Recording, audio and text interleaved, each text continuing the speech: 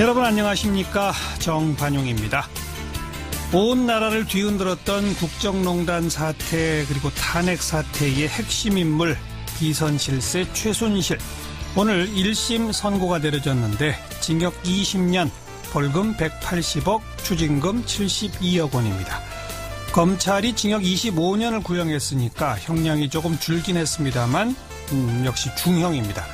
이번 선고의 의미, 또 앞으로 박근혜 전 대통령 재판에 어떤 영향을 미치게 될지 잠시 후 더불어민주당 박영선 의원의 이야기 들어보겠고요. 7시 5분 시작되는 2부에서는요. 이 설 명절을 앞두고 시어머니가 두렵지 않은 B급 며느리를 만나보겠습니다. 요즘 큰 화제를 불러일으키고 있는 다큐멘터리 영화 B급 며느리를 만든 선호빈 감독인데요. 직접 스튜디오에 초대해서 이 고부 갈등 또 그걸 바라보는 아들이자 남편인 직접 이 영화를 만든 감독의 입장 좀 자세히 이야기 들어보겠고요. 해외 언론에 보도된 우리 모습 돌아보는 밖에서 본 한국 코너까지 준비하겠습니다. 잠깐 광고 듣고 출발하죠. 최순실 씨에 대한 1심 선고 결과에 대해서 의견 듣겠습니다. 국정농단 의혹 사건 진상규명을 위한 국정조사특별위원회 위원이었었죠. 더불어민주당 박영선 의원 연결합니다. 안녕하세요.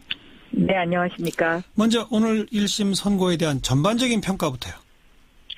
네, 전반적으로는 국민들이 납득할 만한 부분에 선고가 있었다라고 생각이 됩니다. 네. 다만 이제 그 벌금 180억 부분에 대해서는 네. 이 최순실이라는 사람이 그동안에 여러 가지 했던 죄가라든가 아니면 숨겨놓은 재산이 상당할 것이다라는 이런 어떤 부분과 비교해봤을 때는 너무 이것이 축소된 것이 아니냐는 그런 비판이 있을 수 있겠습니다만은 그래도 오늘 재판은 국민들의 상식선에서는 납득이 될 수 있을 것이다. 저는 이렇게 보고 있습니다. 방금 네. 언급하셨는데 검찰이 징역 25년 구형했는데 징역 20년 선고했으니까 어느 정도 검찰의 구형량을 대부분 반영했다 이렇게 말할 수 있는 거겠고요. 네, 중형이 선고된 거죠. 네네. 벌금을 근데 1,185억 원을 구형했는데 180억으로 줄은 부분.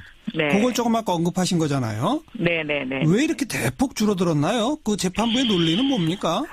이거는 그냥 필요적 부분만 아마 이제 인정을 한 것 같은데요.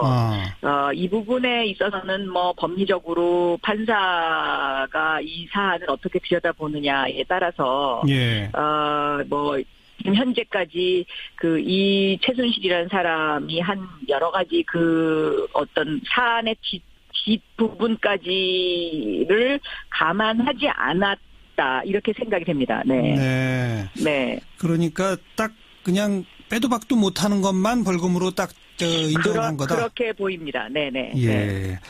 어쨌든 간에 징역 20년이라고 하는 중형이 선고된 결정적 이유는 이제 뇌물죄가 유죄가 되면서인 거 아니겠습니까? 그렇습니다. 그러니까 얼마 전에 있었던 이재용 항소심과는 상당히 많은 차이점이 있죠. 그러니까 대표적으로 예를 들면 말 부분의 뇌물죄를 인정한 부분이라든가요. 그러니까 승마의 소유권을 이제 인정을 한 거죠. 최순실에게 소유권이 있다. 네네. 그리고 안종범 수첩의 증거 능력을 인정을 한 부분이라든가 이런 부분에 있어서는 항소심 재판과는 아주 차이가 많이 있습니다. 네. 그런데 이제 롯데의 신동빈 회장 조금 이따 또 여쭤보겠습니다만은 그 벌금 70억 유죄로 인정돼서 실형 선고받고 법정 구속되지 않았습니까? 예. 또 SK도 89억이 지금 뇌물로 인정이 된 거예요. 이번 재판에서. 네네네. 상대적으로 삼성의 뇌물 액수가 인정된 건 72억밖에 없단 말이에요. 그렇습니다. 네. 이 대목에서 이재용 부회장의 1심 선고와 2심 선고 내용이 많이 달라지지 않았습니까?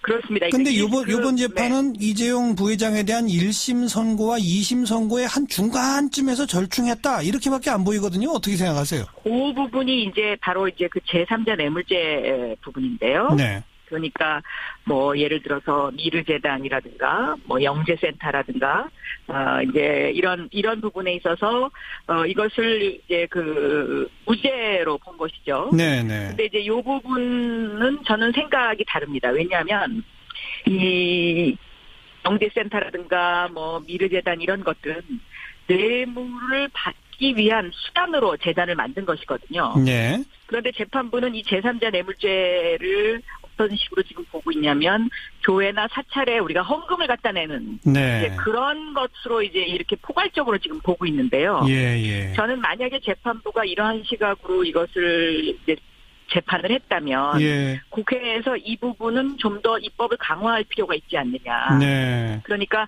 뇌물을 받기 위해서 수단으로서 어떤 재단을 만들었을 경우에는 네. 이것이 무죄가 될 수 없도록 하는 부분에 좀 더 법조문을 명확히 할 필요가 있겠다. 이런 생각이 듭니다. 네. 예.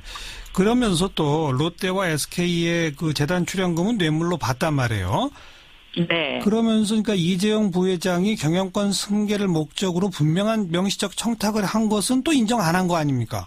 그렇습니다. 이건 그러니까 이재용 부회장 2심 재판부하고 같은 판단이잖아요. 요 대목 어떻게 보세요? 그 대목에는 저는 동의할 수 없는 거죠. 으흠. 왜냐하면 이제 바로 그 부분이 이제 국민연금을 건드려서 네. 그 삼성의 그 재산과 상속 부분을 이제 아주 교묘한 방법으로 이제 승계를 하기 위한 거죠. 세금을 안 내고. 삼성물산과 제일모직 합병을 국민연금이 찬성하도록 압력을 넣었다, 뭐 이런 거잖아요. 그렇죠. 예. 유도한 거죠. 예. 그리고 이것은 삼성이 제가 보기엔 이러한 목적을 가지고 최순실에게 접근을 한 것이거든요. 예. 그런데 이제 재판부가 지속적으로 지금 오늘 최순실 1심 재판부도 그렇고 이재용 항소심 재판부에서도 이 부분을 인정을 안 했는데 네. 사실은 국민들은 이 부분에 굉장히 많이 분노를 하고 있는 겁니다. 예. 그래서 제가 오늘 열린 토론회에서 3판 시대를 끝내야 된다. 그러니까 법원에 일부 존재하고 있는 삼성과 그 판사의 어떤 그 커넥션, 예. 연결관계 예. 이 부분을 이제는 끝내야 되지 않겠냐. 제가 오늘 그것을 강조한 이유가 바로 거기에 있습니다. 오늘 어떤 토론회가 열렸었죠?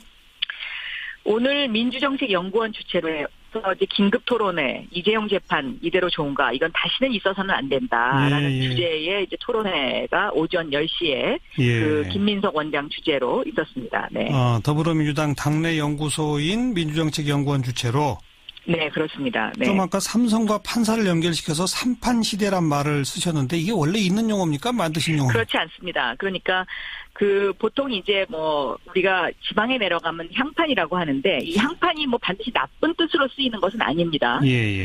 이제 그 고장에서 일어났던 일들을 주로 담당하면서 다른 곳으로 가지 않고 이제 그곳에서 이제 일하시는 판사들을 향판이라고 얘기하는데 예. 거기에서 이제 제가 그냥 따온 것입니다. 그래서 이 법원의 일부, 그러니까는 다 그렇지 않습니다. 근데 그 일부 판사분들이 삼성에 이렇게 좀 기울어진 재판을 하는 판사들이 좀 있습니다. 아직도. 예. 그래서 보통 이제 그 재벌 형량이 따로 있냐, 네. 재벌 양형이 따로 있냐, 이제 이런 어떤 비판이 있어왔던 것이죠. 네. 오늘 오전에 이 토론회를 여신 걸 두고 최순실 1심 선고 날을 일부러 토론회 날짜로 잡은 거 아니냐. 이건 정치권, 정당이 사법부를 압박하려는 것 아니냐라는 지적도 있습니다. 어떻게 생각하세요?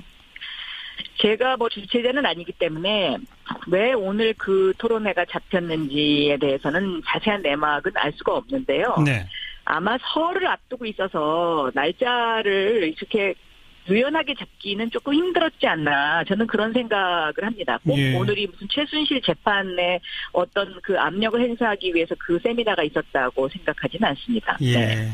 하긴 판결문을 오늘 오전에 쓰진 않았겠죠. 그렇습니다. 이미 써놨겠죠. 아마 한 2, 3일 전에 다 끝내놨을 겁니다. 네. 자, 그리고 청와대 안종범 전 수석에 대해서는 구형량이 징역 6년 벌금 1억인데 그대로 선고가 내려졌네요. 이건 어떻게 보십니까? 그만큼 이제 공직자에 대해서는 좀 더 강화된 그 판사의 입장이다. 저는 그렇게 보고 있습니다. 네, 그래서 대한민국의 공정을 이끌어야 되고 또 정의로운 어떤 대한민국의 철학을 구현해야 되는 공직자가 이렇게 어떤 재단에 연루돼서 이러한 일을 하는 것은 이거는 옳지 못하다. 그런 좀 강한 의지가 있지 않았나 이렇게 생각합니다. 그다음 신동빈 롯데 회장에 대해서는 구형이 징역 4년 추징금 70억인데 징역 2년 6개월 추징금 70억입니다. 그 구형보다는 형량이 좀 줄어들었지만 실형 선고하고 법정 구속은 하긴 했어요. 이건 어떻게 보세요? 저는 일단 실형이 선고됐다는 것을 좀 유념해서 볼 필요가 있겠다. 네. 왜냐하면 이 실형 선고라는 이 부분이 일단은 롯데와 다른 재벌과의 어떤 좀 약간 차이점도 있고요. 예. 그래서 요 부분은 2심에서 요것이 어떻게 될지 좀 더 유념해서 봐야 되는 부분이 아닌가 이렇게 예. 생각이 되고 있습니다. 네. 보통 재벌 회장한테 1심에서 이렇게 2년 6개월 정도 하면 2심 가서 집행유예로 나오는 경우가 많더라고요. 그렇습니다. 네. 그래서 이것을 좀 더 유념해서 좀 앞으로 더 지켜봐야 되는 부분이다라는 생각이 듭니다. 네. 그리고 이번 선고 내용 아까도 질문에 있었습니다마는 이재용 부회장에 대한 1심 선고에서 인정된 것과 2심 선고에서 인정된 것 사이에 중간 정도란 말이에요. 예. 그럼 이게 이재용 부회장 대법원 재판에도 무슨 영향을 미치나요? 이런 선고가? 저는 조금 영향은 있을 거라고 생각합니다. 그러니까 대법원에서 아마 이재용 부회장의 선고와 관련해서 굉장히 치열한 논쟁이 있을 것 같은데요. 예. 적당한 선에서 지금 이번 선고를 내리지 않았나 저는 그렇게 보고 있습니다. 예, 그러니까 예. 지난번 항소심이 국민들한테 너무나 지나친 비판을 받았기 때문에 예. 그 비판은 좀 면하면서 그렇다고 해서 이재용 부회장이 이 대법원에 가서 완전히 이것을 파기환송할 수 있을 정도의 그런 강한 재판은 또 피하면서 예. 뭐 이런 어떤 굉장히 경계를 드나드는 그런 재판을 지금 했다 이렇게 생각합니다. 네. 네. 자. 오늘 최순실 씨에 대한 징역 20년 선고를 보면 박근혜 전 대통령에 대한 선고는 어떻게 예상하십니까? 저는 여기도 중형이 나오지 않을까 그렇게 생각하고 있습니다. 왜냐하면 안종범 부분도 공직자라는 부분이 강조되지 않았습니까? 네. 그리고 최순실 부분도 20년의 중형이 내려졌기 때문에 예. 박근혜 대통령도 저는 이건 중형을 할 수밖에 없지 않나 이런 생각이 듭니다. 그러니까 그 중형이라고 하는 게 최순실 씨 20년보다도 셀 수밖에 없는 거 아닌가요? 어떻게 보세요? 거기까지는 제가 지금 뭔가 예상을 해서 말씀드리기는 좀 이른 감이 있습니다. 예. 네. 알겠습니다. 오늘 재판 결과는 여기까지 말씀 듣고 지금 또 하나 이제 화제가 삼성이 다스 소송 비용 냈다 이 의혹 부분 말이에요. 예, 이명박 전 대통령 부분요. 예. 여기에 대해서 박영선 의원께서는 삼성 입장에서 볼 때 최순실 정유라 말 사건하고 이명박 다스 변호사 비용 대납 사건이 아주 유사한 형태로 진행됐다라고 언급하셨던데 무슨 뜻입니까? 저는 만약에 검찰의 수사가 만약에 이것이 사실로 밝혀지면은 이거는 뇌물이다라고 보고 있습니다. 네. 그러니까 삼성이 다스의 변호사 비용을 대납해 준 것은 결과적으로 다스가 이명박 대통령의 것이라고 생각했기 때문에 그것을 대납을 해줬지. 그렇지 않고는 왜 대납을 해주겠습니까? 예. 그런 관점에서 제가 말씀을 드린 것입니다. 그러니까 다스가 이명박 전 대통령 거니까 거기에 대납해주면 이명박 전 대통령이 뭔가 내 요구를 들어줄 거다 이거단 말이죠? 그렇습니다. 그 당시에 있었던 일들을 반추해보면은요. 이건희 전 회장의 특별 사면이, 원포인트 사면이 있었고요. 딱 한 명만 특별 사면 됐죠. 그렇습니다. 네. 또 그리고 금산분리법 가운데 금융지주법 날치기 통과된 사건이 하나 있었고요. 그리고 오늘 상당히 논란이 됐던 4조와 관련된 부분의 차명재산과 관련돼서 세금을 부여할 거냐 말 거냐. 요 세 사건이 그 시기에 있었던 사건들입니다. 바로 그런 데서 이명박 전 대통령에게 뭔가를 요구하며 이걸 대납했다라고 지금 보시는 거고. 네, 그것이 사실이라면. 그래서 저는 굉장히 다스의 대납 사건을 보고 좌절감이 많이 들었습니다. 대한민국이 세계 최고의 기업이라고 자랑하는 이 글로벌 기업에서 과연 이렇게 정권이 바뀔 때마다 그 대통령이 갖고 있는 어떤 아킬레스건을 찾아서 이런 식으로 어떤 뭔가의 대납을 해주거나 말을 사주거나 이렇게 하면서 자신들의 사익을 추구한다는 것. 이것이 과연 언제까지 계속 이렇게 돼야 되느냐. 굉장히 참 좌절감이 드는 부분이었습니다.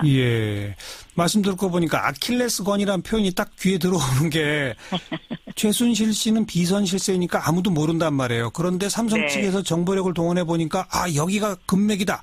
여기에 돈을 찔러 넣자. 뭐 아마 이렇게 됐을 거고.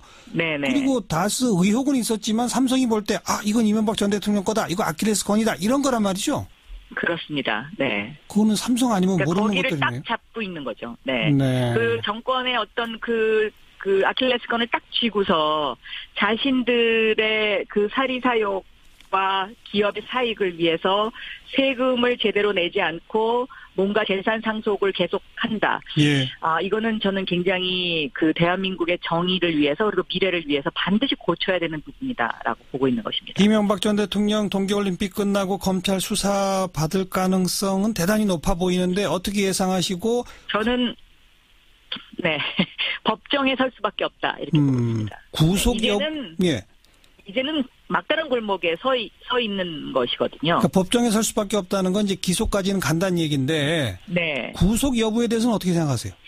저는 지금까지 드러난 사실이 모두 사실이라면 이거는 구속될 수밖에 없다고 보고 있습니다. 왜냐하면 네. 다른 사람과의 형평의 원칙도 있는 것이고요. 네. 그런데 워낙 증거를 많이 인멸을 하고 또 여러 가지 아직까지도 그 법조계의 이명박 대통령 시절에 혜택을 받았던 사람들이 중요한 직책에 앉아 계신 분들이 많이 있기 때문에 예. 그 부분에 대해서 제가 단언을 하기는 힘듭니다만은 제대로 된 검사와 제대로 된 판사라면 저는 이것은 구속을 할 수밖에 없지 않나 이렇게 보고 있습니다. 여기까지 듣겠습니다. 고맙습니다. 네, 감사합니다. 더불어민주당 박영선 의원이었습니다. 윤태권 실장 어서 오십시오. 네, 안녕하세요. 벌써부터 이런 느낌이 들었던 뉴스인데 오늘 6.13 지방선거 예비 후보자 등록이 시작됐다고요? 예, 지금 평창 동계올림픽 남북 관계 진전 등으로 해가지고 좀 관심 바뀌지만 그러니까 벌써 이런 생각이 든단 말이에요. 120일 남았어요. 120일. 예, 120일 전부터 예비 후보 등록이 가능합니다. 예비 후보 등록하면 뭘 할 수 있는 거예요? 제가 이걸 먼저 설명드려야 될 것 같아요. 왜 이게 생겼느냐? 현직을 가지고 있는 정치인들하고의 차별 문제 때문이에요. 아하. 예컨대 단체장이나 좀 전에 나온 박영선 의원이나 이런 분들은 나를 찍어주십시오. 이런 선거운동 직접 하지는 않더라도 활동을 하는 것 자체가 인지도도 올리고 직간접적인 선거운동이 되는 거잖아요. 예. 근데 현직이 아닌 사람들은 공식 선거운동 전까지는 뭘 하면은 그게 불법 선거운동이 되는 거거든요. 아무것도 못하니까. 그렇죠. 그래서 예비 후보 제도라는 게 생긴 겁니다. 예비 후보가 되면은 선거운동 기간 전에도 오늘부터 선거사무소 설치, 명함 교부, 이메일 발송 등이 가능해요. 알겠습니다. 예. 대신에 기탁금 5분의 1을 내야 됩니다. 미리. 예. 예비 후보도 최소한의 제한을 두자는 거죠. 너무 많이 등록하면 안 되니까 시도지사나 교육감 선거 같은 경우에는 1,000만 원. 1,000만 원을 미리 내면 예비 후보 등록하고 사무소 설치할 수 있다. 그렇죠. 그러면 지금 현직을 맡고 있는 단체장이나 현직 의원이나 이런 사람들은 예비 후보 등록 굳이 할 이유가 없네요. 그렇죠. 그리고 또 직을 사퇴해야 되니까 실익이 없어요. 이제 몇몇 정치인들이 배수진을 친다는 각오를 보여주기 위해 가지고 의원직 사퇴를 검토했는데 각 당에서 강력하게 경고. 지금 현역 의원 한석이 아주 중요하니까. 그렇죠. 그래가지고 다 뜻을 접었습니다. 오늘 첫날인데 많이들 등록했나요? 그러니까 조금 인지도가 떨어지는 분들이 주로 했고 또 이제 지역별로 조금 다른데 보면은 이제 서울시장 같은 경우에는 녹색당 신지혜 후보 유일하게 등록했습니다. 유일하게? 박원순 시장이나 좀 전에 박영선 의원, 민병두, 우상호, 전현희 의원 이렇게 출사표를 이미 던진 분들은 아마 당 경선 후보 등록부터 시작을 할 거예요. 그렇겠네요. 대신에 충남지사 이쪽이 재밌는 것이 박수현 전 청와대 대변인, 복기환 전 아산시장 등 좀 지명도 높은 인사들이 바로 오늘 등록을 했어요. 충북지사에도 이제 몇 명이 등록을 했는데 충남 같은 경우에는 안희정 현 지사가 출마하지 않고 그리고 박수현, 복기왕 이 두 분 같은 경우에는 현직이 아니기 때문에 그렇죠. 하루라도 빨리 움직이겠다. 설 연휴 동안 열심히 뛰겠다 이거죠.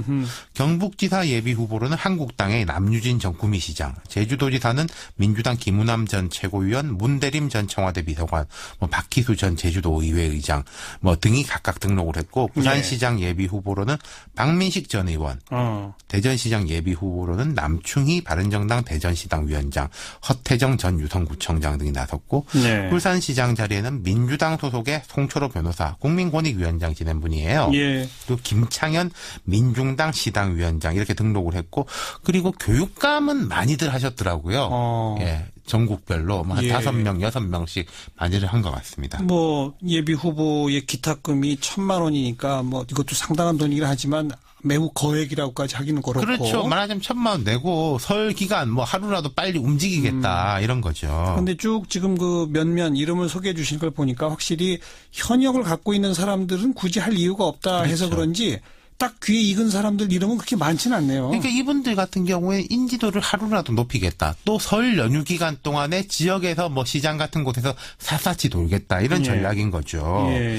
그러니까 예비 후보 오늘 안 한 분들은 제 생각에는 내일까지는 아마 다 할 거예요. 설 때 움직여야 그렇죠. 되니까. 그때도 안 하시는 분들은 저 뒤에 이제 각 당 후보 경선 때 그때 아마 할 겁니다. 네. 그러니까 보면은 이제 본격적인 선거 분위기라는 게 아마도 설 지나서 조금 더 보자면은 올림픽 폐막 이후 그리고 또 좀 보자면은 지금 남북 관계 진전하고 뭐 이게 어떻게 되느냐로 또 쏠릴 가능성이 높아요. 국민적 관심이 거기에 그렇죠. 집중되니까. 그렇다면은 이게 좀 분위기는 예년보다는 좀 늦게 뜰 가능성도 높다. 네. 그러면은 아까 말씀드렸던 이 예비 후보들은 마음이 급한 거예요. 예. 분위기가 떠야지 이제 내 인지도도 같이 올리는데 예. 분위기가 늦게 뜨면은 지금 현재 유리한 분들 그러네요. 아무래도 그분들이 유리할 수밖에 없는 거죠. 그러니까 사람들이 주목도 안 하는데 내가 혼자 열심히 명함 뿌리고 다녀봐야 효과가 없는 거잖아요. 그렇죠. 판이 이제 장이 서야 된다는 거죠. 각 당이 그 본격적으로 내부 경선 절차에 돌입하는 거. 그렇죠. 그때 그게 정도. 아무래도 지금은 조금 늦춰질 것 같다. 뭐 3월 한 중순 뭐 때부터 이제 뭐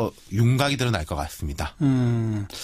그래요. 그럼 아직은 뭐 선거 분위기 뭐 이런 말 할 단계는 아닌 거고. 그렇죠. 예. 오늘은 그냥 예비 후보자 등록이라는 뉴스가 나오는데 그게 왜 나오는 건지. 120일 남았다 한번 일깨워 드리는 거고요. 네. 예. 수고하셨습니다. 감사합니다. 윤태권 실장이었습니다.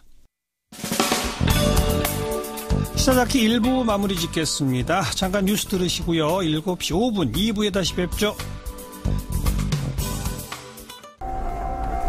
시사자키 2부 화제했던 뉴스들부터 정리해드립니다. CBS 김효은 기자 어서 오세요. 네, 안녕하세요. 첫 소식은요? 네, 어제 평창 동계올림픽 스노보드 하프파이프 소식 전해드렸었는데요. 예. 오늘도 이 종목으로 하루 종일 실검에 오른 선수가 있어서 첫 소식으로 가져와 봤습니다. 어제 실검의 높은 순위는 미국 클로이 킴 선수였는데 네. 오늘은 누구예요? 네, 미국의 숀 화이트 선수입니다. 오늘 남자 하프파이프 예선에서 98.5점으로 완벽에 가까운 점수를 받아 29명 가운데 1위로 결선에 진출했습니다. 네. 그런데 이 선수가 얼마나 기량이 뛰어난 선수냐면요.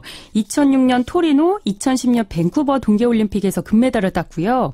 4년 전 소치에서는 4위에 그치면서 아쉽게도 메달을 놓쳤지만 여하튼 이 종목에서 2차례나 100점 만점을 받은 유일한 남자 선수라는 점에서 내일 결선에서 금메달 가능성이 높습니다. 대단히 높군요. 네, 그래서 그리고 여기서 화이트 선수랑 관련된 햄버거 일화를 잠깐 좀 소개를 해드릴까 하는데요. 네. 혹시 100만 원짜리 햄버거 드셔보셨습니까? 말도 안 되죠. 무슨 100만 원짜리 햄버거를 먹어요. 네, 그 하프파이프 경기장 인근에 수제 버거집이 있는데요. 예. 이곳에서 100만 원짜리 햄버거를 판매하고 있다고 합니다. 실제로요? 메뉴판에 그렇게 적혀 있다는데요. 네, 그 메뉴 이름이 플라잉 토마토입니다. 실은 숀 화이트의 별명이 플라잉 토마토인데요. 네, 햄버거 가게 사장이 화이트의 열성 팬이라서 화이트가 자신의 가게를 방문해 주길 바라는 마음에서 이런 메뉴를 만들었다고 합니다. 그래서 플라잉 토마토 햄버거 옆에 100만 원 이렇게 써놨단 말이죠. 네. 아무도 주문은 안 했을 거고. 그렇겠죠. 예. 네, 그래서 화이트 선수가 하도 이제 주변에서 너만을 위한 버거를 파는 데가 있다. 네. 이런 얘기를 전해 듣고 호기심이 발동해서 지난 11일에 마침내 이 가게를 직접 방문했습니다. 그래서 100만 원짜리 그 플라잉 토마토를 주문했어요? 네, 화이트 선수가 이제 자신만을 위한 그 햄버거를 주문하긴 했는데 식당 주인이 애당초 판매용이 아니라면서 돈을 받지는 않았다고 하고요. 네, 화이트 선수가 극진한 한 끼 식사를 대접받고 갔다고 합니다. 그러니까 이 햄버거집 사장은 플라잉 토마토를 내가 너무 좋아하니 이 햄버거 먹으려면 최소한 100만 원은 내야 합니다 정도로 존중감을 표현한 거군요. 그렇죠. 네네. 정말 기분 좋았겠네요. 근데 자기가 이렇게 존경하는 선수가 직접 찾아와 줘서. 네. 네, 재밌네요. 다음 소식은요. 네, 이번에도 햄버거 관련 소식인데요. 지난해 5살 어린이가 맥도날드 햄버거를 먹고 용혈성 요독 증후군, 이른바 햄버거병에 걸려 신장장애를 갖게 됐다는 언론 보도가 있었죠. 예, 그래서 고소했었죠. 네, 당시 피해 아동 부모가 한국 맥도날드를 고소했었는데요. 오늘 검찰이 회사 측과 임직원을 불기소 처분했습니다. 불기소? 왜요? 네, 맥도날드 햄버거와 피해 사이의 인과관계를 입증할 수 없었다는데요. 검찰은 피해자가 섭취한 돼지고기 패티가 설익었었는지 여부는 시료가 남지 않아서 확인할 수 없었다. 이렇게 밝혔습니다. 네. 그런데 이번 수사에서 한 가지 중요한 사실이 드러났습니다. 뭡니까? 네, 장출혈성 대장균 오염 우려가 있는 패티가 한국 맥도날드에 납품된 것으로 확인이 됐습니다. 오염 우려 있는 패티가 납품된 것까지는 확인됐다. 네, 그런데 이 어린이가 먹은 게 진짜 그렇게 오염됐는지는 시료가 없어서 확인할 수 없다. 네, 그렇습니다. 네, 그래서 검찰이 그 축산물 위생관리법 위반 혐의로 해당 제조업체 관계자 3명을 불구속 기소했는데요. 네. 그 업체는 오염 가능성이 높은 그 패티 수십 톤을 유통했다고 합니다. 그럼 그걸 공급받은 맥도날드는 왜 책임이 없어요? 네, 일단은 그 의무검사에 대해서 좀 설명을 드려야 네. 될 것 같은데요. 예. 돼지고기 패티는 의무검사를 꼭 받아야 되는데 예. 쇠고기나 다른 종류의 패티가 함께 생산되는 경우에는 검사가 면제된다고 합니다. 어허. 그러니까 어쨌든 의무검사를 피한 이 업체에 1차적으로 이제 책임이 있는 건데요. 네. 이제 문제는 맥도날드 매장은 식품위생법상 휴게 음식점으로 분류돼서 햄버거에 대한 검사 의무가 없습니다. 아, 또 그래요? 네, 그래서 결과적으로는 맥도날드만 제조나 안전관리 이런 책임에서 비껴나 있는 건데요. 네. 제도 개선이 필요해 보입니다. 빨리 해야 되겠네요. 네. 마지막 소식은요. 네, 경남 밀양 송전탑 반대 주민들이 문재인 대통령에게서 받은 명절 선물을 개봉할 수 없다면서 오늘 기자회견장에 이 선물을 들고 왔습니다. 아, 이유는요? 네, 이 기자회견이 감사원에 공익감사 청구인을 모집하겠다는 기자회견을 하는 그런 자리였는데요. 예. 이 밀양 송전탑 반대 주민들이 이제 13년째 이 송전탑을 철거하기 위해서 싸우고 계시거든요. 예. 그런데 주민들은 문 대통령이 대선 후보 시절부터 탈원전 정책을 표방했으니까 신고리 원전 건설 계획도 백지화시킬 수 있겠다.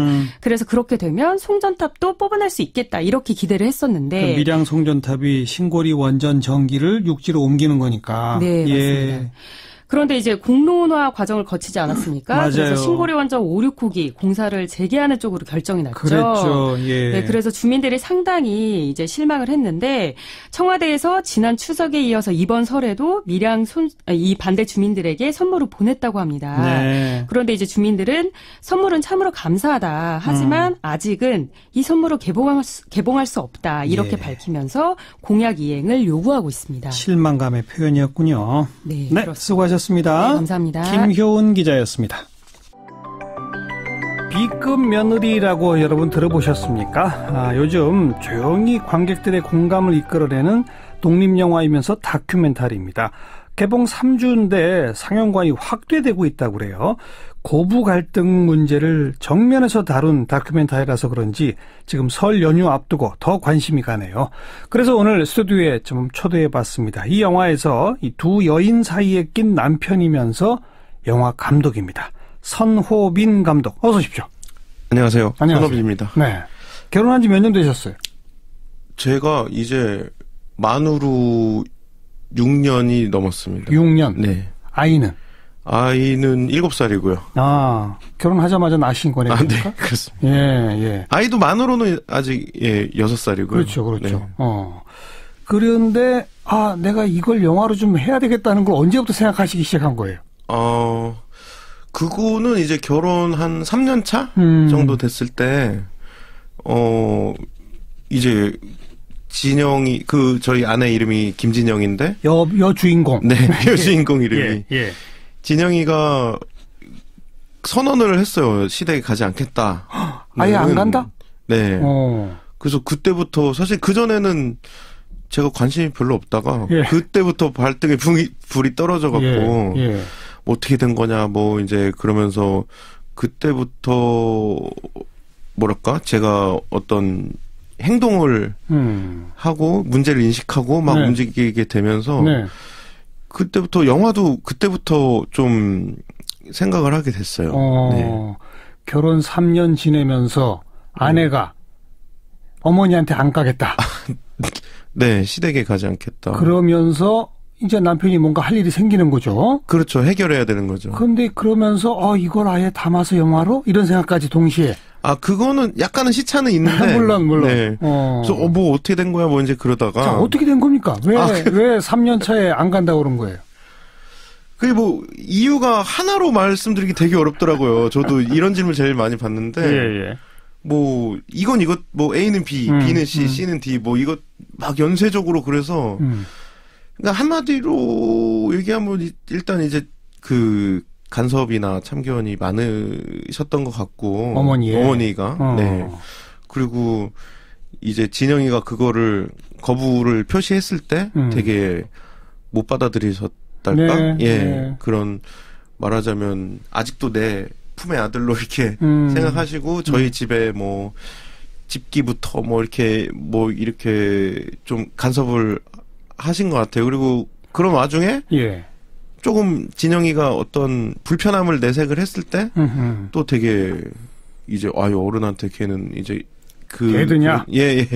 전형적인 이제 어른들의 그 대응이랄까 그런 것들이 쌓이면서 그날이 선언한 날이 기억이 나거든요. 네. 이제 할아버지 제삿 날이었는데 그날 굉장히 안 좋게 제사를 안 좋은 분위기에서 지내고 와서 집에 와서 그렇게 얘기했던 기억이 납니다. 그날 터진 거죠. 그렇게 쌓여오다가 손호빈 감독이 지금 앞에 저한테 답변하면서 이랬던 것 같아요. 이렇게 표현했어요. 아, 네네. 그 말이 뭐냐면 아직도 잘 모른다는 얘기네. 그런 면이 있어요. 그런 면이 있습니다. 그 영화에 지금 추상적으로 이렇게 표현했어요. 네. 아직도 내 아들이야라고 하는 마음으로 어머니께서는 자꾸 간섭과 참견을 하려고 했던 것 같다. 네. 집기 같은 거에도 이 정도 말씀하셨거든요. 아, 네. 거기에 약간 저항했는데 넌 왜 어른한테 말댔구야. 이 정도 하셨거든요. 네네. 그걸로 충분히 전달이 됐다고 생각하십니까? 아, 그게 제가 좀 약간 방송에서 조심하는 면이 약간 있거든요. 이게 부모님이 보시거나 들으시거나 혹은 진영이가 그랬을 때 약간 이제 부담스러워 하시거나 그런 게 있는데 근본적으로 그 독립됐다? 우리가 독립된 세대고 독립된 개인으로서 그거를 잘 못 받아들이셨던 것 같은. 네. 그 추정컨대. 네네. 어머니가 수시로 지금 이제 따로 살잖아요. 네네. 근데도 수시로 오시고 싶어 하죠. 자주 오셨습니다. 그러니까. 그 손자가 태어나면서부터. 그러니까. 자주 오셨고. 손자 보러 온다고 하면서. 올 때마다 이제 반찬이나 뭐 이런 거 말을 하시죠. 갖다 주시기도 하고 말씀하기도 하고. 근데 뭐 자연스럽잖아요. 그거는 어떻게 보면. 근데 이제 그걸 며느리는 어떻게 느꼈을까요?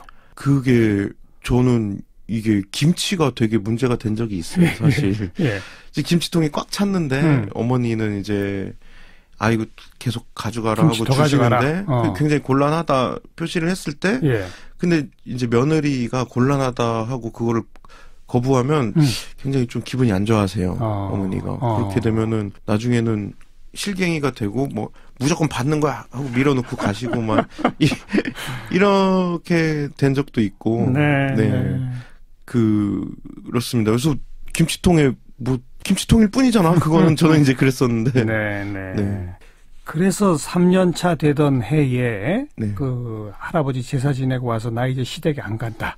아, 네. 그 정말 안 갔습니까? 그 후로 영화에 보면 이제 계속 안 가면서 시작하거든요. 안 간 상태에서 시작해서 마지막엔 들어가는 장면이 있는데 그게 한 2년 6개월 정도 그렇게 안 갔습니다. 안 가니까 어머니는 뭘 하시던가요?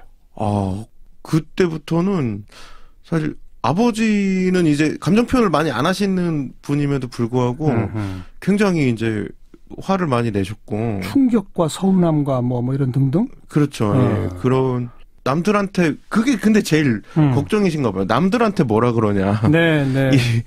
남들은 손주가 매주 이렇게 와서 같이 놀고 그런데 우리는 도대체 무슨 죄를 졌길래 그러는 거냐 하면서 많이 말씀하신 대로 충격을 많이 받으셨죠.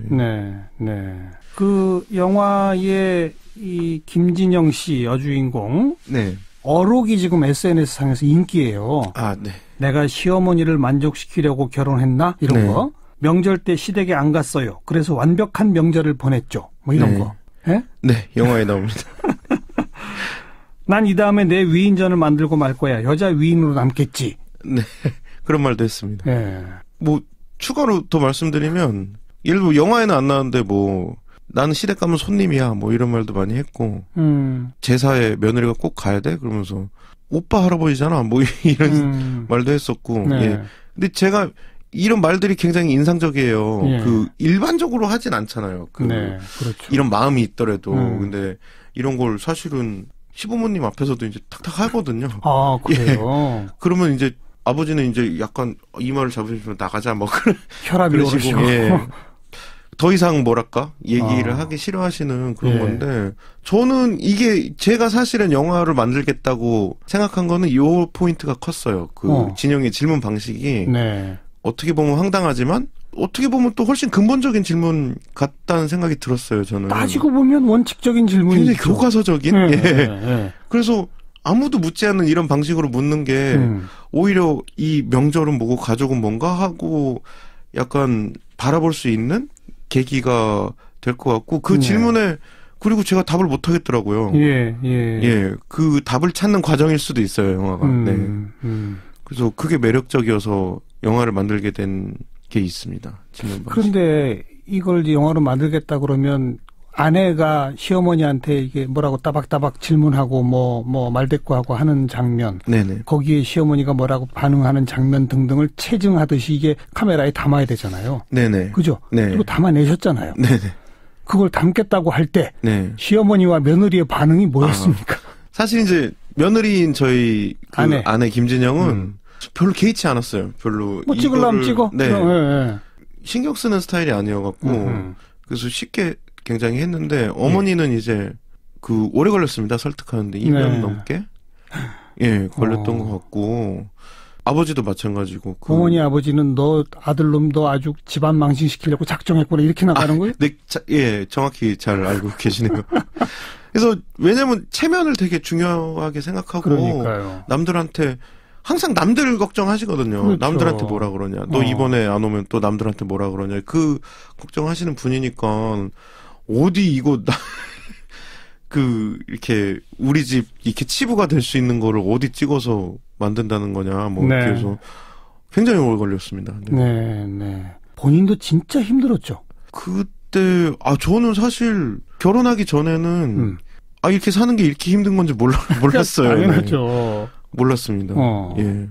그래서 약간 경외감이 생겼어요. 제가 결혼 한 10년, 20년 차 넘으신 분들한테 그 경외감이 생겼고 그분들 이렇게 선배 감독들이 이제 소스를 같이 보기도 하고 그러거든요. 감독끼리. 그러면 놀라지도 않아요. 별로. 잘 살고 있네 그러더라고요. 어느 집에나 있는 문제야? 네. 뭐 우리 집보다 잘 사네 뭐 이런 식이 많고 그래서 아니 도대체 얼마나 처절하게 살길래 그런 걸까 그러면서 좀 많이 생각을 했습니다. 예. 어떻게 하셨어요? 그러니까 단도직입적으로 이 며느리와 시어머니지만 감독 입장에서 보면 어머니와 아내잖아요. 네네. 누구 편 들었어요? 저는 그렇게 물어보면 사실 제 편이었어요. 그냥 저는 제가 생각할 때 맞는 걸 맞다고 하고 그냥. 사안에 따라서. 네, 그렇죠. 뭐 이치에 맞으면 그 말이 맞다. 그리고 사실은 저도 젊은 세대이기 때문에 진영이랑 그 의견이 맞을 때가 더 많아요. 그렇겠죠. 근데 이제 어머니는 서로 이해하지 못하는 부분들이 많이 발생을 해도 그게 가장 큰 강력한 무기는 어머니잖아요. 그럼요. 내가 엄마인데. 네, 그래서 사실 의견으로 치면 진영이 편이었는데 어떤 나의 생각이나 그런 걸로 치면 그랬는데 또 어머니가 막 울고 뭐 아니면은 뭐 전화해서 너 때문에 너무 힘들다 뭐 그러시면 그러면 또 이제 아내랑 또 싸우는 거죠. 그날은 너무 미안하니까 어머니한테. 그래서 저는 사실 아마 둘 다 그럴 거예요. 그냥 너는 내 편이 아니잖아. 어머니도 그러고 진영이도 그랬던 것 같습니다. 그렇겠죠. 네. 본인은 내 입장에서 시시비비를 가려서 사안에 따라 판단했다고 주장하시지만 어머니는 넌 맨날 아내 편, 네 마누라 편이야. 아내는 넌 맨날 엄마 편이야. 지금은 관계가 좋아졌습니까? 지금은 그래도 많이 좋아졌습니다. 그러니까 명절 같을 때 가고 뭐 이번에 겨울에 김장도 같이 하고 그런 관계가 됐는데 그래도 충돌이 별로 없고 그게 이제 그렇다고 해서 반대로 뭐 완전히 둘이 서로의 생각을 이해했냐 하면은 거기까지는 어렵겠죠. 그렇진 않아요. 예, 그렇진 않고. 자, 누가 더 많이 달라졌습니까? 어머니입니까? 아내입니까? 제가 볼 때는 어머니가 달라진 부분이 더 크게 느껴져요. 저한테는. 예. 왜냐면 이제 60 넘으시고 그런 분들이 이게 뭔가 행동이 달라지는 게 쉽지 않은 것인데 그래서 남들이 볼 땐 작은 걸 수 있는데 저한테는 되게 너무 고맙더라고요, 어머니가 그게. 그게 뭐 말씀을 드리자면 예를 들면은 이제 서울에 이렇게 오셨다가 뭐 친척이 많거든요, 서울에. 지방은 어디세요? 저 대전에 계시고 원래 두 분 다 고향이 서울이기 때문에 뭐 누구 돌잔치, 누구 결혼식 뭐 올 일이 굉장히 많아요. 서울에. 근데 서울 한번 또 오시면 손주 한번 보고 가지 않으면 섭섭하시잖아요. 그렇죠. 근데 그럴 때 제가 이제 이번에는 좀 뭐 진영이가 아프다거나 내가 바쁘다거나 해서 힘들다 하면은 그냥 알았다고 가세요. 과거엔 되게 서운해하셨는데. 많이 서운해하셨죠. 요즘은 이해하시더라고요. 예, 뭐랄까 거절하는 거를 받아들여 줄 알게 되신. 그게 사실은 남들이 볼 땐 별거 아닐 수 있는데 저는 너무 고맙더라고요, 어머니. 그런 지점이나. 아내도 그걸 고마워하나요? 진영이도 느꼈기 때문에 자기도 이제 가는 거거든요. 시대에. 그런 어떤 조금씩 변화되는 게 있었어갖고. 오래 걸리긴 했습니다. 그런 한 발짝, 두 발짝 뭐 이렇게 하면서. 그러면서 아내도 조금씩은 더 달라졌겠죠? 맞습니다. 그래서 자기도 그렇게 좀 여유를 주니까 그전에는 이제 사실 좀 부모님들이 성급하신 게 있어갖고 한 일주일이 2주가 멀다 하고 막 전화가 오셨어요. 야, 어떻게 이럴 수가 있냐, 니네. 이제 그러면서 그리고 제가 이제 직업이 불안하니까 많이 도와주실 때도 있거든요. 그러면은 너네 돈은 그렇게 빌려가고 그럴 수가 있냐? 그러면서 이제 그러다가 뭐 화도 냈다가 아까처럼 우시기도 했다. 그러면 또 부부싸움 한번 하는 거거든요. 근데 그러지 않고 꽤 오랜 시간이 지나니까 진영이도 자기 생각 정리하고 오빠나 어머니도 힘들었겠다 생각을 많이 했대요. 아무튼 남들 보기에는 멀쩡하게 요새는 지냅니다. 그래도 아직도 갈 길이 멀죠? 그쵸. 왜냐면 이게 긴장을 계속 놓으면 안 되는 것 같아요. 뭐랄까 아버지랑 저랑 되게 긴장을 많이 하고 이렇게 그런 게 느껴집니다. 형제가 어떻게 돼요? 저는 제가 첫째고요. 남동생 하나 있습니다. 그러니까 이게 또 맏아들인데다가. 네, 그렇죠. 첫 손주를 보신 거고. 그게 손주가 그렇게 이쁜가 봐요. 저는 그걸 모르면 어떡해요. 별로 안 이쁘거든요. 제가 볼 때는 그냥 애기지 뭐 그냥 그러는데 너무 이뻐하셔갖고. 자, 이쯤 되면 제가 청취자분들을 위해서 손호빈 감독의 개인정보 몇 년생이세요? 제가 1981년생입니다. 81년생 젊은 감독이 만든 젊은 아내와 살면서 부모님과 겪는 일상을 다큐멘터리로 담았고요. 그 젊은 아내는 요즘 젊은 여자들 중에서 조금은 좀 튀는 스타일. 독특한 면이 있습니다. 그런 스타일이 직접 어머님 세대와 부딪히면서 어떤 일이 벌어지는지 그게 담겨있는 영화다. 네, 맞습니다. 그리고 그걸 지켜본 게 가족 남편이자 이제 전부 다 각자 집에서 벌어지는 일에 한 대목씩이 다 들어있을 것으로 예상이 되고요. 맞습니다. 그런 얘기 많이 하시더라고요. 올 설에도 이제 가실 거죠? 바로 내일 모레 이 연휴가 되는데. 올 설에 저희가 좀 약간 이런 방송 일정 인터뷰가 잡혀갖고. 그래요? 가기 어려울 수도 있겠다 그 핑계가 좋잖아요. 알겠습니다. 그 영화를 어머니도 아내도 다 봤죠? 아내는 이제 뭐 여러 번 봤고 저랑 같이 사니까. 어머니는 그 전주영화제 이제 보러 오셨다가 아버지랑 같이 앉으셨다가 못 보겠다 그러시면서 안 보셨어요? 시작 전에 나가셨어요. 그래요? 아이씨 못 보겠다 그러면서. 지금도 안 보신 상태예요? 아직 안 봤어요. 그래서 저도 내용은 이제 다 알려드리고. 아마 아들 모르게 갔다 오시지 않았을까 영화를? 그럴 수도 근데 그러면 제가 티가 다 나시는 분이라 제가 알 텐데. 그게 근데 그 마음은 제가 알 것 같아요. 못 보시는 분의 마음은 알 것 같고. 왜냐하면 저도 잘 안 보거든요. 좀 우울해요. 보면은. 아이고. 사실 너무 힘든 시기였어갖고 단순히 고부 갈등이 아니고 네. 애기 키우고 이제 뭐랄까? 이 시대가 안 간다. 적응하고. 제사에도 명절에도 안 간다. 여기까지 오는 집이 그렇게 흔하지는 않죠. 그렇죠. 예. 하지만 어쨌든 엔딩은 해피엔딩이잖아요. 그래도 이렇게 저는 이 영화를 성장 영화라고 생각하는데 모든 구성원이 조금씩 성장해서 작은 해피엔딩? 이 정도는 된 것 같은. 네. 예. 마지막 그 말씀이 결론입니다. 네. 모두가 조금씩 변화하고 성장해야 한다. 이거 네. 아니겠습니까? 그런 것 같습니다. B급 며느리 만드신 선호빈 감독 함께 만났습니다. 고맙습니다. 고맙습니다. 사운드 오브 뉴스입니다. 김민아 기자 어서 오십시오. 안녕하세요. 들어볼 소리는요? 그동안 평창 동계올림픽 때문에 국내 정치권 소식은 좀 소홀했던 것 같은데요. 바른미래당이 완성됐다. 이 소리를 한번 들어보시겠습니다. 오늘 이 순간 대한민국 정치가 바뀝니다. 거의 1년 만에 해보니까 잘은 안 됩니다. 자, 지금껏 우리에게 정치란 무엇이었습니까? 갑질하는 것, 끼리끼리 해먹는 것, 싸움만 하는 것 아니었습니까? 이제는 우리가 바꿔야 합니다. 우리 함께 승리합시다. 우리 바른미래당이 가야 할 길도 지도에 없는 새로운 길입니다. 지금 우리는 죽음의 계곡을 지나고 있습니다.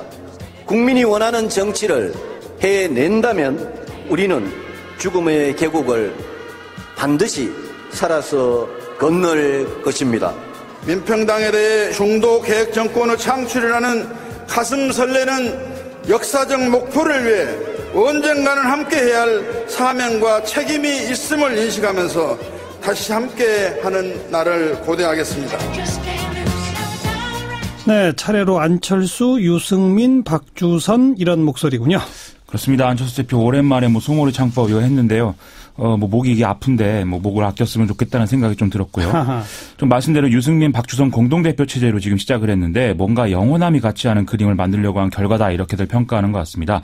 다만 유승민 공동대표의 경우에는 지방선거 결과와 관계없이 지방선거 끝나는 날 바로 사퇴하겠다 이렇게 얘기를 하고 있습니다. 그 당을 만들면서 당의 지향을 뭐라고 명시하느냐 놓고 좀 티격태격했다고 그랬잖아요. 그렇습니다. 결론이 어떻게 난 거예요? 이게 애초에 안철수, 유승민 두 사람이 합의할 때는 좀 보수적인 성향에 가까운 이런 표현들을 썼고 따라서 바른정당 쪽 인사들이 개혁적 보수와 합리적 중도의 결합 이 표현을 강령에 담자 이렇게 주장을 했거든요. 네. 근데 창당 직전에 국민의당 쪽 인사들이 합리적 중도 대신에 합리적 진보라는 표현을 쓰고 싶다 이렇게 얘기를 해서 논란이 일었죠. 이에 대해서 유승민 대표가 일종의 합의 파기다 이렇게 강하게 반발하기도 했었는데 결국 정강 정책의 진보, 중도, 보수, 햇볕 정책 이런 좀 이념에 가까운 이런 노선을 얘기하는 그런 표현들은 좀 모조리 빠진 그런 결과가 됐습니다. 아예 빼버린다? 그렇습니다. 대신 민생, 안보, 정의, 미래 이렇게 4대 강령을 강조하고 있고요. 앞으로 이제 사무처 상근인원이나 지역위원장직 등을 놓고도 양대 세력이 좀 티격태격할 것인데 이런 좀 시작부터 삐끄덕하는 모양새로 볼 것이냐 아니면 자연스러운 모습으로 볼 것이냐 좀 판단해봐야 되겠죠. 지방선거에 대표급 인사들이 나가느냐 마느냐가 계속 초미의 관심사죠. 그렇습니다. 박주선 공동대표의 경우에는 좀 광주시장 얘기도 있었는데 이거 안 나간다고 약속한 거 지키겠다 이런 입장을 분명히 했고요.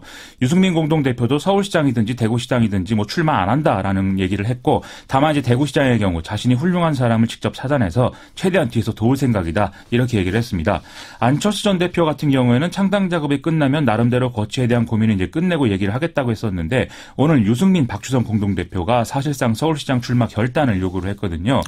이게 안철수 전 대표는 출마하고 자유한국당의 서울시장 후보를 못 찾는 상황이 되면 뭔가 보수연대 이런 게 수도권에서 이루어지는 거 아니냐 이런 관측도 좀 나오는 모양인데 박원순 대 안철수 구도 이런 거. 그렇죠. 예. 물론 바른미래당은 국정농단, 수구세력과는 절대 함께 안 한다 이런 주장을 지금 하고 있는 상황입니다. 더 기다려봐야죠. 그렇습니다. 네, 다음 뉴스는요. 한국GM이 결국 군산공장 폐쇄를 전격 결정했다는데요. GM과 한국GM은 5월 말까지 군산공장 차량 생산 중단 그리고 계약직 포함 약 2,000명에 이르는 직원의 구조조정을 마무리할 계획이다 이렇게 밝혔습니다. 네. 한국GM 군산공장의 가동률은 최근 3년간 평균 약 20%에 불과해서 지금도 거의 생산 중단 상태라는 게 언론 보도 내용인데요. 경영난을 겪고 있는 상태에서 현재 생산 설비를 유지한 채로 어떤 회생 방안 추진 이런 것들은 불가능한 것이고 따라서 경영난 타개를 위해서는 군산공장 폐쇄가 불가피하고 이게 첫 번째 자구 노력이다라는 게 한국 GM 측의 설명입니다. 군산 말고 부평하고 창원에도 공장이 있죠? 그렇습니다. 거기는 그대로 유지한답니까? 이 GM 본사의 입장을 그대로 옮기자면요. 한국 GM과 주요 이해관계자들이 중대한 결정이 내려질 2월 말까지 의미 있는 진전을 이뤄내야만 한다. 이렇게 얘기를 하고 있는데요. 이게 애매한 표현이긴 한데 2월 말까지 정부와 이대주주인 산업은행 등이 좀 지원에 나서는지 여부에 따라서 부평과 창원 공장에 배정될 신차 생산 물량에 달라질 수 있다. 이런 얘기로 해석이 되거든요. 만약 이 지원의 폭이나 뭐 내용이 성에 차지 않으면 공장 폐쇄도 할 수 있다는 얘기다라는 이런 해석이 좀 언론에 인용되는 상황입니다. 예. 또 이데일리 보도에 의하면 한국 GM은 군산 공장뿐만이 아니라 모든 사업장의 직원을 대상으로 희망퇴직 신청 접수를 시작했다고도 하는데요. 2002년에 대우차 인수하면서 GM이 15년간 경영권을 유지하겠다고 약속을 했는데 이게 끝나자마자 지금 사업 철수에 들어간 거 아니냐 이런 시각도 나오는 것 같습니다. 어쨌든 GM 본사는 이제 정부가 뭘 좀 해야 된다는 말인데 그렇죠. 정부는 입장이 있어요? 오늘 기획재정부 1차관이 주재하는 관계부처 합동 차관회의가 열렸는데요. 한국 GM 측의 일방적 결정에 대해 깊은 유감을 일단 표명을 했습니다. 또 한국 GM 측하고 경영 정상화 방안을 협의는 해야겠지만 이에 앞서서 실사와 회계감리가 우선이다 이런 입장도 내놨고요. 백운규 산업통상자원부 장관이 기자들과 만나서 이렇게 얘기를 했는데요. GM이 한국의 신규 투자 의지를 분명히 하는 이런 좀 긍정적인 상황이 있더라도 정부가 무조건 지원을 한다는 약속은 못한다. 이렇게 얘기를 하고 있다는 겁니다. 예. 지난 7일에 GM 측과 접촉한 산업은행은 일단 외부 전문기관에 의뢰해서 실사를 진행하겠다는 이런 계획으로 진행을 하고 있다고 합니다. 노동자들하고 지역사회는 또 크게 반발하죠. 전북 군산시가 직접 입장을 냈는데요. 그동안 군산 시민들이 GM차 구매운동도 하고 신차 홍보에도 앞장섰는데 이렇게 공장 폐쇄를 결정한 것은 만행이다. 1만 3천여 명 근로자와 협력업체 직원의 생계가 달려있으니만큼 고용승계를 전제로 매각을 추진해라. 이렇게 주장을 하고 있습니다. 또 현대중공업 군산조선소에 이어서 GM 군산공장까지 폐쇄된 것은 현 정부가 문제가 있는 것이다라면서 군산공장 가동을 전제로 좀 유상증자 등의 자금 지원을 해달라 이런 요구도 내놨고요. 또 한편 한국 GM 노조는 적자 경영의 책임을 노동자에게 전가시키는 조치라면서 전면 투쟁을 예고한 상황입니다. 예. 글로벌 GM이 고금리 이자, 이전 가격 문제, 과도한 매출 원가, 사용처가 불분명한 업무 지원비 이런 좀 이 경영난을 자신들이 이제 그 초래한 책임이 있는 것인데 결국 노동자들만 위기에 빠지게 됐다라는 얘기인데요.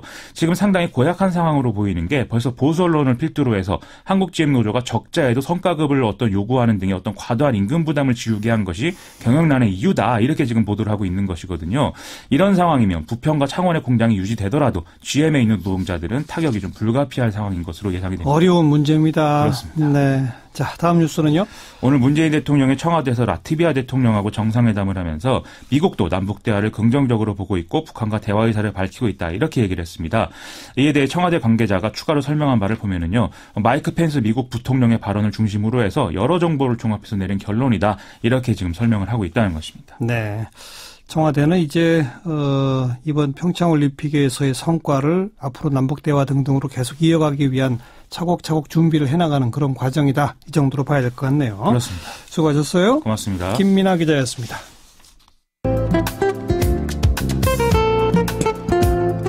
외신에 보도된 우리 모습 살펴보는 밖에서 본 한국 코너입니다. 국제문제평론가 인문결연구소의 임상훈 소장 어서 오십시오. 네, 안녕하십니까? 이 평창올림픽에서의 외교전 그리고 남북관계 등등으로 지금 외신이 막 쏟아져 나오고 있고 네. 임상훈 씨 되게 바빴을 것 같아요. 네, 엄청나게 많이 나오더라고요. 오늘 어떤 소식부터 볼까요? 네, 체제 유지를 원하는 한 나라가 다른 방식을 시도하려고 할 때 아예 막아버리는 건 어리석은 일이다. 이게 그 영국의 보수 일간지 더 타임스의 12일자 사설의 일부분입니다. 예. 여기서 이제 체제 유지라는 것이 뭘 의미하고 그 나라가 어디고 또 어떤 방식이 이게 무슨 말인가 이게 예. 바로 북한과 미국 이야기인데요. 예. 평창올림픽이 열리고 있는 현재 선수들의 멋진 퍼포먼스 이것도 뭐 물론 흥미거리지만 어쩌면 그 이상으로 전 세계에 관심을 모으고 있는 것 이게 바로 올림픽 정치 아니겠습니까? 그렇죠. 올림픽이라는 큰 잔치가 열리고 있는 그 무대 뒤편에서 또 다른 더 큰 외교전이 이제 벌어지고 있는 거 뭐 어느 대회나 마찬가지였습니다만은 이번엔 좀 더 특별했는데요. 훨씬 더 특별하죠. 네. 예. 뭐 세계가 주시하고 있는 이제 북한 핵 문제.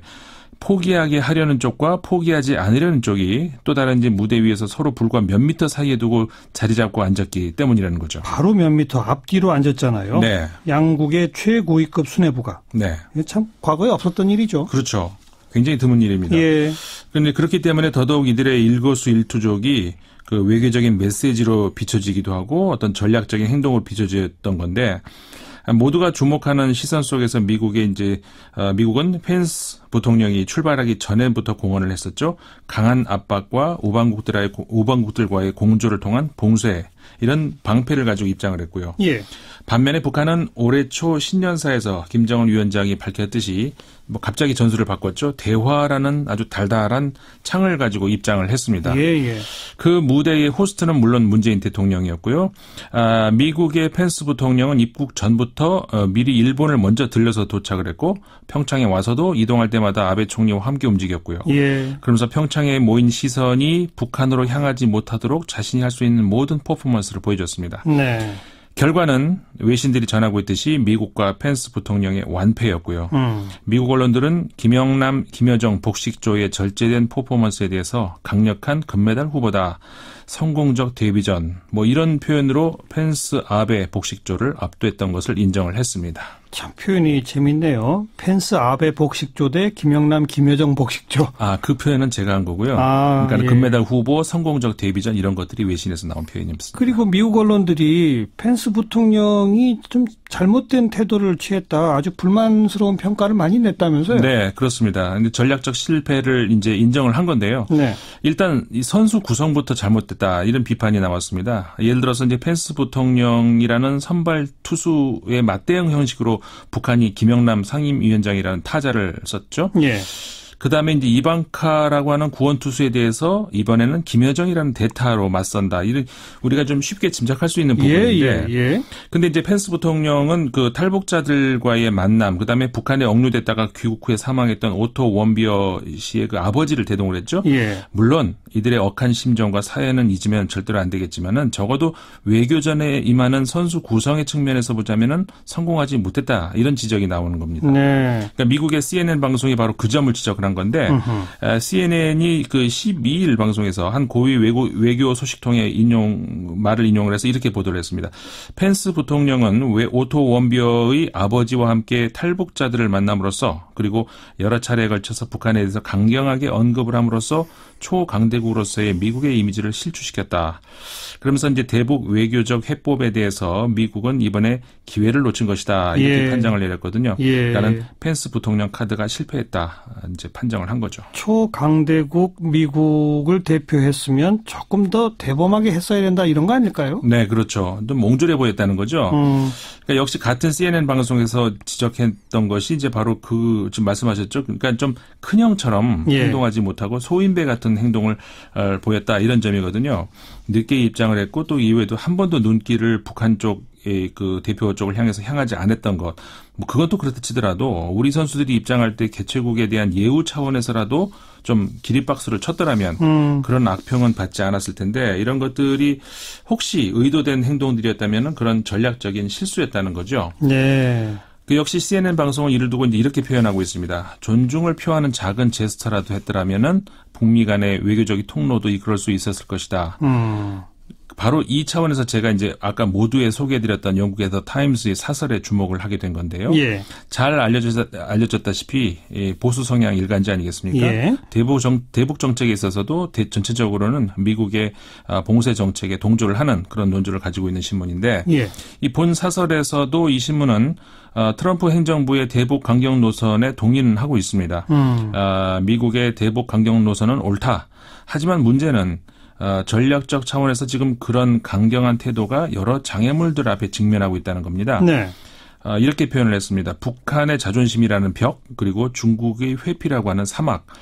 이러면서 이제 전략을 세우려면 이런 현실을 이해하고 거기에 맞는 새 전략을 궁리해야 된다는 거거든요. 그러니까 원칙적으로 맞더라도 상황에 따라서 좀 유연해져야 된다. 그런데 이번에 이 펜스는 전혀 그렇지 못했다 이런 거군요. 네, 그렇죠. 그게 이제 그 더 타임스가 10일자 자신들의 이제 에디토리얼, 그러니까 사설에서 주장하고 있는 바인데요. 앞서 말씀드린 대로 문재인 정부 이제 햇볕 정책의 부활을 알렸고 북한은 여기에 하려는 듯이 유연한 자세로 나오고 있는데 그렇다면은 이 맥락에서 미국은 설득력 있는 어떤 대안을 세웠어야 되는데 네. 이 그 사설의 표현대로라면은 마이크 펜스 미국 부통령은 이 한반도의 도취감을 꺾어보려고 애썼지만 그의 행동과 발언은 모두 부적절하고 인색해 보였다는 겁니다. 인색해 보였다. 네. 그러니까 한국인들이 기립박수로 그들의 그 단일팀을 환호할 때 굳은 얼굴로 앉아 있었고. 심지어는 옆에 보셨는지 모르겠습니다만 아베 총리가 일어서려다가 엉거주춤 다시 앉는 좀 서툰 행동까지 나왔거든요. 예.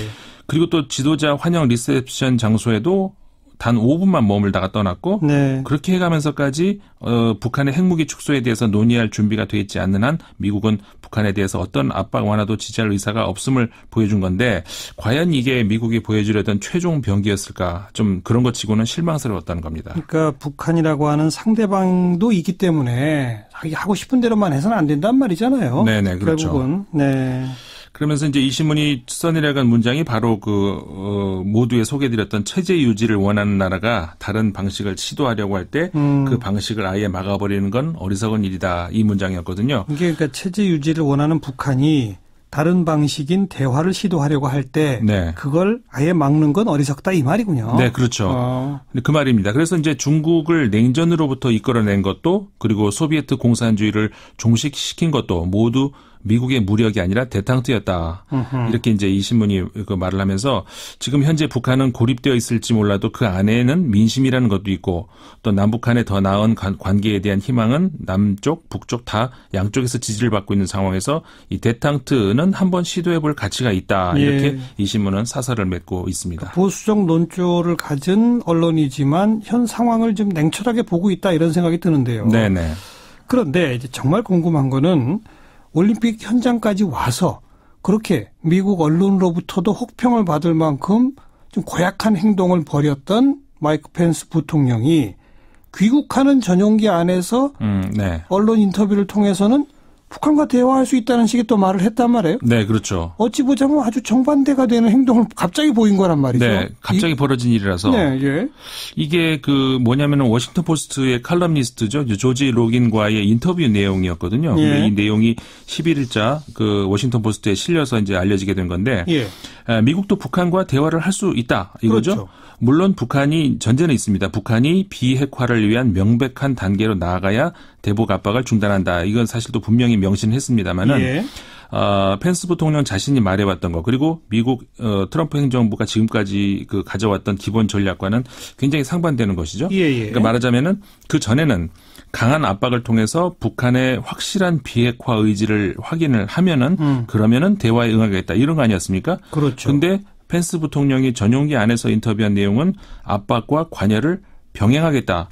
이런 태도로. 그러니까 완전히 전환되는 그런 의미라는 거죠. 그리고 특히 이제 또 주목할 만한 건 이런 방침을 이번 방한 기간 동안에 문재인 대통령과 대화를 통해서 합의를 했다. 이렇게 밝혔다는 겁니다. 문재인 대통령하고 청와대에서 만찬 회동도 하고 뭐 평창에서도 만나고 했는데 그때 그런 얘기를 나눴다? 그 네, 말인가요? 그렇죠. 두 번의 만남이 있었죠. 근데 그 두 번에 이제 그런 얘기가 있었다는 건데 예.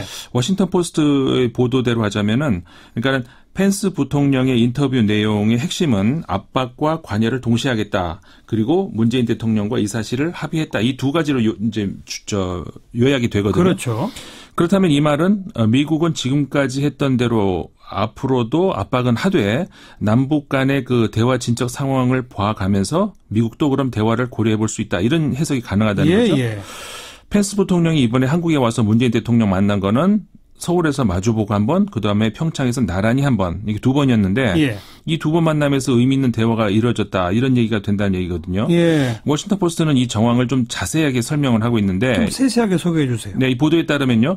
펜스 부통령의 방문 전까지 백악관은 대북 관여 정책에 대해서 명확한 입장을 정하지 못했다는 겁니다. 지금 여기서 말하는 관여라고 하는 표현은 그러니까 대화 이런 네, 거죠. 그렇죠. 예. 대화라고 바꿀 수도 있죠. 예. 그런데 펜스 부통령이 문재인 대통령과 이 청와대 만찬 회동, 그다음에 스케이트 경기 관람 때 이제 그 두 번에 걸쳐서 이런 논의를 했고 그 이후에 돌파구가 열렸다 이렇게 되는 거거든요. 어떤 논의요? 그러니까는 워싱턴 포스트가 이제 보도한 걸 그대로 보면은 펜스 부통령이 문재인 대통령에게 지금까지 대화의 대가로 북한에 양보해온 실수를 반복하면은 안 된다. 이렇게 이제 말을 했다 그러면서 이제 문재인 대통령이 말하는 관여, 다시 말해서 그 대화하겠다는 이게 지금까지 대화와 어떻게 다른지 물었다는 겁니다. 예. 그러니까는 문재인 대통령이 북한이 비핵화를 향한 실질적 단계를 밟을 때만이 이들에게 경제적 그리고 외교적인 혜택이 있을 것이다. 이렇게 답을 했고 그러니까 다시 말하면 이게 무슨 말이냐면 북한이 비핵화를 위한 실질적인 단계를 밟지 않는 한 단지 테이블에 마주 앉는다는 것만으로 북한에게 어떤 경제적이다, 외교적이든 어떤 혜택을 주는 일은 없을 것이다. 예. 이렇게 펜스 부통령에게 말했다는 거죠. 그 말은 그러니까 대화는 한다. 네. 전제 없이. 네네. 하지만 대화를 한다는 것만으로 뭔가 양보하진 않겠다. 그렇죠. 북한이 뭔가 행동하면 우리도 그만큼 뭐 혜택을 준다. 네. 그런 식으로 답변을 했다. 네, 그렇죠. 대화에 대한 대가로 뭔가를 지불하는 건 없을 거라는 거죠. 대화 자체만으로의 대가는 없다. 그렇죠. 예. 그리고 이제 문재인 대통령이 북한 측에도 이렇게 얘기를 했다는 겁니다. 미국하고 대화를 해야 된다. 북한과 미국도 대화해야 한다. 예, 이거를 이제 북한한테 요구를 했다고 이제 이 말을 펜스 부통령에게 전달을 한 거죠. 네. 그래서 올림픽 이후에 평양과의 외교 해법에 펜스 대통령이 이 말을 듣고서 여기에 이제 확신이 들었다. 네. 이런 거거든요. 네. 그러면서 이 신문은 이 펜스 부통령은 이렇게 말을 했다는 거거든요. 이번에는 지난 20년과는 좀 다른 것 같다. 아하. 이렇게 인터뷰에서 말했다. 이렇게 이제 전해진 겁니다. 예. 근데 이게 이제 미국으로 돌아가는 전용기 안에서 이루어진 인터뷰였잖아요. 네네. 트럼프 대통령하고는 합의가 된 걸까요? 그게 이제 아직은 좀 지켜봐야 되는 겁니다. 어허. 그러니까 이 펜스 부통령의 인터뷰가 알려지면서 미국에서도 여러 반응들이 나왔거든요. 네. 한쪽에서는 이 발언이 트럼프 대통령과 조율이 안 된 발언일 거다 이렇게 말했다는 보도도 좀 나왔는데 조율이 안 됐을 거라고 하는 보도가 있어요? 네네. 예. 네, 미국에서 이제 그런 보도가 나왔습니다. 예. 그러니까 과거에도 이런 일이 있었죠. 틸러슨 미국 국무장관이 좀 유화적인 제스처를 보였다가 바로 트럼프 대통령에게 제재를 받는 일이 있지 않습니까? 그때도 네. 바로 그 틸러슨 국무장관이 한 발언이 조건 없는 대화 네. 이런 말을 썼어요. 네네. 그러니까 거기에 대해서 백악관이 그거 아니다라고 한 거란 말이에요. 그렇죠. 지금하고 이제 똑같은 얘기인데. 그렇죠. 예. 그래서 이제 그런 일도 있었기 때문에 그 이번 발언에 대한 트럼프 대통령의 반응 아직 이제 시간이 얼마 되지 않았기 때문에 네. 좀 지켜볼 필요는 있는 것 같습니다. 근데 다만 이런 생각을 할 수 있다는 거죠. 이제 문재인 대통령이 운전대에 앉겠다 이런 이제 강한 의지를 보이지 않았습니까? 그렇죠. 그런데 이제 그런 문재인 대통령이 지금 뭐 튀지도 않으면서 나름 굉장히 능숙한 운전 실력이 조금씩은 설득력을 얻어가고 있는 것 아닌가 예. 이런 생각을 하게 되거든요. 우선 지금 그 워싱턴 포스트의 보도가 국내 언론에는 이제 단편적으로만 보도가 됐는데 네. 오늘 임상훈 씨가 세세하게 소개를 하면서 네. 펜스 부통령이 문재인 대통령한테 뭘 물었는지 네. 지난 20년의 대화와 지금 문재인 대통령이 하려고 하는 대화는 어떤 차이가 있느냐. 그랬더니 명확하게 답을 했다는 거 아닙니까? 네, 그렇죠. 대화 자체만으로 뭔가 양보하는 건 없다. 네. 북한이 뭔가 행동하면 그에 따라서 뭔가 대가가 있다. 네. 그러니까 거기에 대해서 펜스 부통령이 그럼 다르구나. 그렇죠. 거기에서는 설득력이 있었다라고 생각을 했다는 것이죠. 그렇죠. 네, 네. 그러니까 이제 이런 것들이 앞으로도 물론 이제 그 뭐 트럼프 대통령의 반응도 봐야 되고 있고 몇 차례 또 험한 비포장도를 만나지 않겠습니까? 예. 문재인 대통령이 운전을 한다 해도 예. 그러겠지만 이제 미국 수뇌부와 북한 정권의 이제 신뢰를 조금씩 이렇게 쌓아 나간다면은 그렇죠. 뭐 조만간에 그 북미 간의 대화의 어떤 산파도 될 수 있지 않을까 이런 기대를 할 수 있는 그런 인터뷰 내용이었던 것 같습니다. 아주 중요한 인터뷰였습니다. 네. 어떤 의미에서는 지금까지 미국은 북한이 핵 폐기 선언을 해라. 그래야 마주 앉는다 이거였잖아요. 그렇죠. 반대로 북한은 미국은 북한을 핵 보유국으로 인정해라. 그래야 대화할 수 있다 이거였잖아요. 네네. 근데 이제 문재인 대통령은 둘 다 그러지 말고 일단 만나서 대화는 하자. 네. 그러나 대화만으로 뭔가 달라지는 건 없다. 그렇죠. 북한이 행동하면 미국도 행동하고 우리도 행동합시다. 네. 그런 원칙을 어떤 하나의 그 방향을 제시한 거다. 그렇죠. 그걸 분명히 미국에 제 메시지를 이제 전해줬다 이거죠. 오늘 아주 중요한 정보를 얻었네요. 수고하셨습니다. 네, 감사합니다. 네, 임상훈 소장이었습니다. 시사자키 오늘 순서 마치겠습니다. 내일 저녁 다시 뵙죠. 안녕히 계십시오.